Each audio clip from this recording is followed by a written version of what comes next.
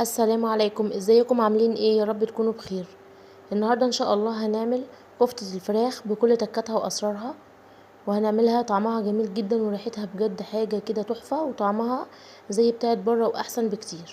واول حاجة هعملها معايا 2 بصلة مقطعاهم 4 اجزاء زي ما انتوا شايفين كده، ومعايا فلفل احمر وفلفل اخضر مقطعاهم مكعبات متوسطة، ومعايا 3 فصوص توم هضربهم في الكبة وهفرمهم كويس، وده شكلهم بعد ما اتفرموا خلاص. وبعدين هصفيهم في مصفى زي ما انتوا شايفين كده. انا معايا نص كيلو من الصدور مقطعاه مكعبات زي ما انتوا شايفين كده، هنزل بيه في الكبه، وهنزل برضو بالبصل والثوم والفلفل اللي انا كنت فرماهم وصفيتهم من الميه. ومعايا بيضه، نص كوبايه من البقسماط، ومعايا برضو بقدونس خضر، اي نوع خضر انتوا ممكن تضيفيه، وهحط معلقه صغيره من البيكنج باودر. ودلوقتي هحط التوابل بتاعتي: كمون، بابريكا، ملح،